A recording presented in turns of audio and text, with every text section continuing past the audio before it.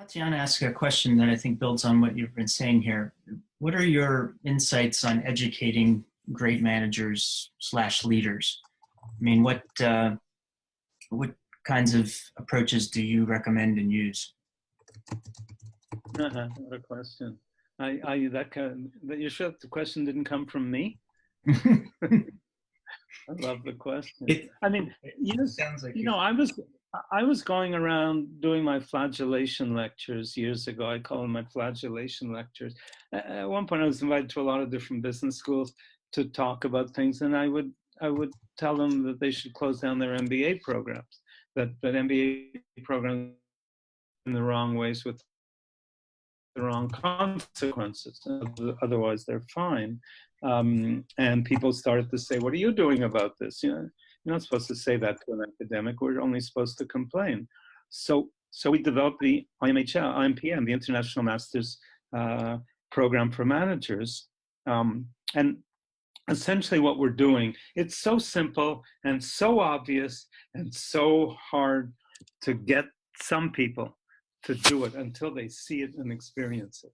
And that is, you can't create a manager in a classroom. So you take people who are managers, and then then what you do is give them an opportunity to learn from each other and reflect on their own experience. Cases aren't secondhand, the way Livingston wrote an article years ago. Cases are fifth hand, you know. Somebody did it, the chief executive reported it, because cases are usually focused around the chief executive, 62% of them.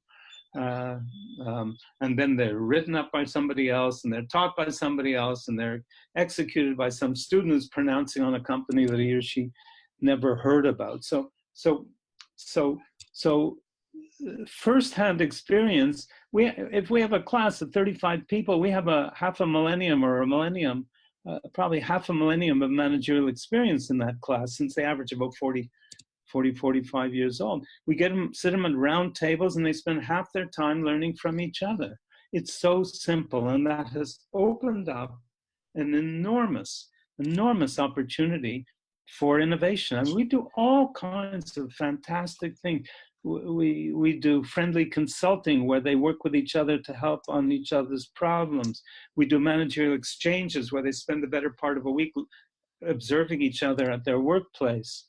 We have seating arrangements that will blow everybody away, you know, where we have keynote listeners instead of keynote speakers. At each table, somebody listens and reports out. Instead of somebody at the table reporting on their own brilliant idea, you have a listener reporting on what he heard or she heard from the other people. People can see that in IMPM.org, or IMHL for healthcare.org, but it's not hard to do. MBA programs are fine at developing specialized functions like marketing or finance or accounting.